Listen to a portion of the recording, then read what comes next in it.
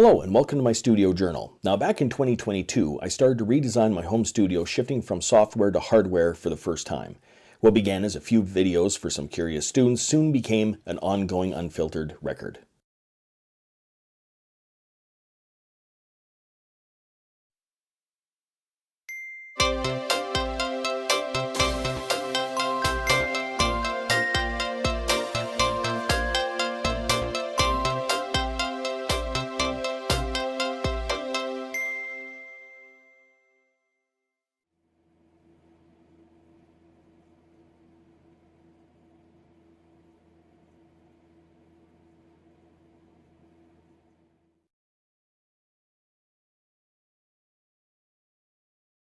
Okay, we have a few more things in the studio here. I went and got another patch bay for the studio because I've filled up the previous two patch bays. More or less, there's, a few spots left over, but not as many as I need. So once again, this is the Art P48 4-point TRS patch bay. Now, once again, it's just a simple little thing.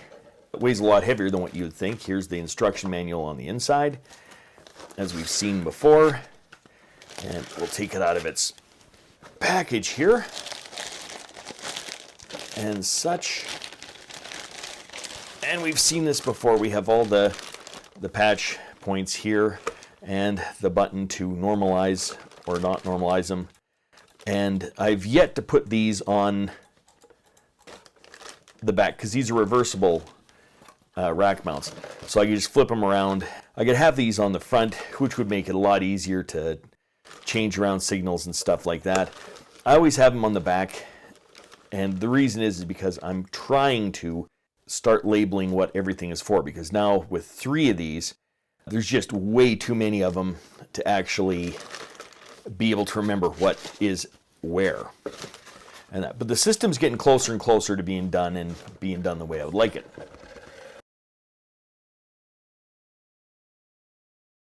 I wanted to have everything connected so that I could just turn it on and hear it. I could go and buy another mixer. Generally, I do 1 track at a time. It's kind of how you have to do it. The ModiX at least has some options for routing, so you can use a few channels, but still you're limited to 8, so you can't do 16 if you're using 16. So anyhow, I tend to track out 1 at a time. I didn't want to spend big time bucks on a new mixer. So I found these things on Amazon. They are literally just, what are they, Mookie mixers? Let's take a look at what these are. These are 8-channel line mixers. They're supposedly low, ultra low noise. They seem to have great reviews online for what I could see. And there was like 2,000 some odd purchases or whatever. So each one of these ran like $45 or something like this. So I'm not recording through them. All the instruments run into the patch bay. From the patch bay, they run out into a mixer like this. From this mixer, these are like sub-mixers and go into the main mixer. But when I actually go to record the instrument itself, because of the patch bay, I'll just take that instrument and plug it into the Zoom L20 instead of recording through this. So let's take a look at this thing. This is their 8-line model. Its high-quality amplifier circuit can provide the main quality of sound. Flexible mono and stereo switching and high-quality stereo output is what they say. Line input, output, size, dimensions, all that. Well, let's pop this thing open and see what it looks like. So what I liked about it was low profile, an actual printed manual. Oh, that's kind of cool. A small little printed manual. We have, oh, thank goodness. The reviews, some of them said they had it, some of them said they didn't. Here's the plug adapter for the USB, because it connects via USB, so I can plug this into the power unit that I have. And then this is the USB cord that it comes with. I believe that it's USB-C. Yes, it is. So this USB-C cord plugs into the back of the unit, and then of course this plugs into the power brick, so it can be plugged in. And then this is the mixer itself. It's actually a pretty good weight for a little guy like this. So let's maybe unpack it here a little bit. Now, this is what it looks like, which is kind of handy. It's a small little footprint on it. It doesn't appear to have an on and off switch. It does appear to have a ground. And then here are your 8 TS or TRS inputs. And here are your 2 outputs. Now, I have no idea how this works until I read the manual, because the reviews on Amazon said that these are not a left and right output, but for instance, a headphones, and each one is a stereo out. So I bought 2 stereo breakout cables as well, just in case if that is in fact the case. So I'll be testing this out this afternoon to see if it works. Each one of the lines can be stereo or mono by depressing the button. And then of course your level meters right here, or your level knobs and that. Some people are mentioning, and it's true, like if you look at this thing dead on, I don't know if you can see, but the notch is here.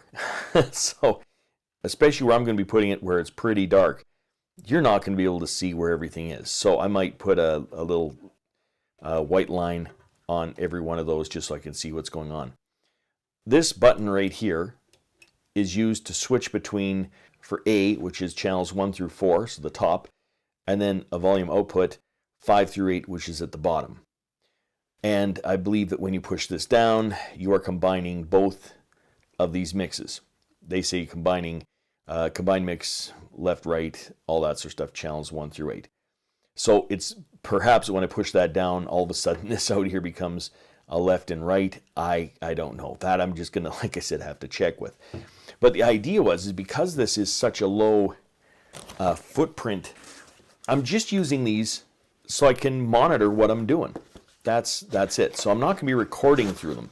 So I don't care if they color the sound. I don't care if they're overly powerful. None of that. I just want to be able to hear what I'm doing with any of the instruments that I have. So that's kind of how the whole thing will work. So before I pack this, I may as well actually make sure that it works and it's what I want, so I can send it back unpacked. So instead of pulling both of them out at the same time, I suppose. And that's what makes this great, as long as it sounds half decent, is that I don't have to go then buy another big mixer to fit all of these things. Anyhow, that's it for right now.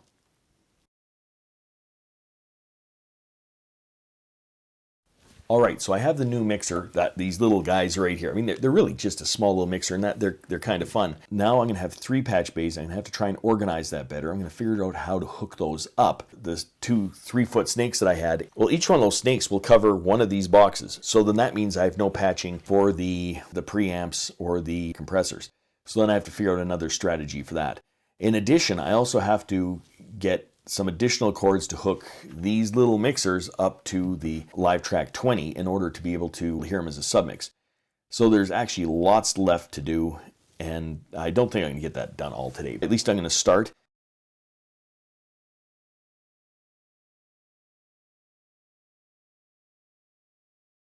If you'd like to follow the full journey, check out my online studio journal linked in the description. Until next time, I'm just a music teacher having fun. Catch you on the next one.